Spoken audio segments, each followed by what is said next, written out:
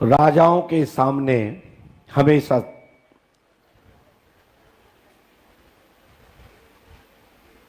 सात हाथ 11 हाथ दूर से ज्वार भरना चाहिए, प्रणाम करना चाहिए। हनुमान जी के सामने कोई जूता पहन के नहीं जाता। हनुमान जी राजाओं के राजा महाराजा हैं। कलयुग के राजा हनुमान जी हैं।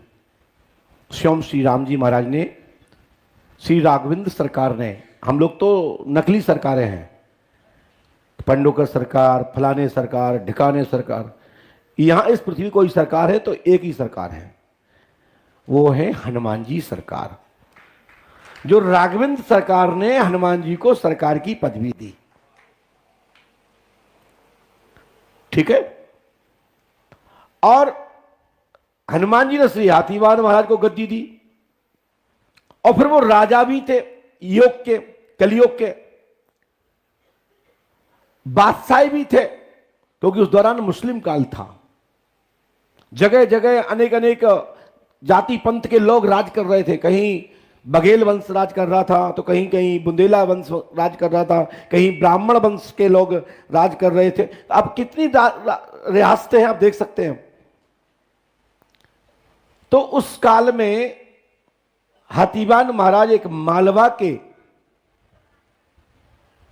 एक राजा के रूप में जाने जाते थे, जिन्होंने आगरा पर, दिल्ली पर, पीलीभीत पर राज किया है। कहीं सामंजस्य में, कहीं स्वतंत्र रूप से, ऐसा इतिहास में अवलोकन है। मैं इशारा कर रहा हूं उन लोगों को। और हाथीवान महाराज एक राजा थे। तो राजा जब बावनगढ़ के राजाओं को जीतते हुए निकल रहे थे, तो अंतिम में दतिया के राजा से महायुद्ध हुआ, जिसमें दतिया के राजा की पराजय हुई।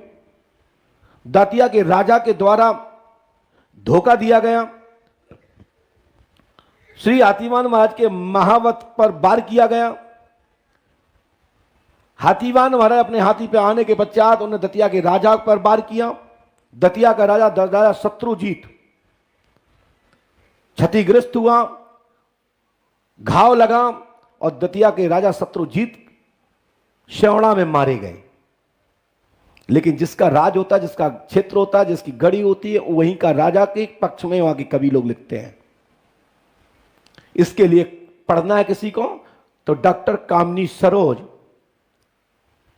चंबल के आसपास का इतिहास का उनने जो अवलोकन अपनी पीएचडी थीसिस में जो लिखा है, उसको अवलोकन करिए।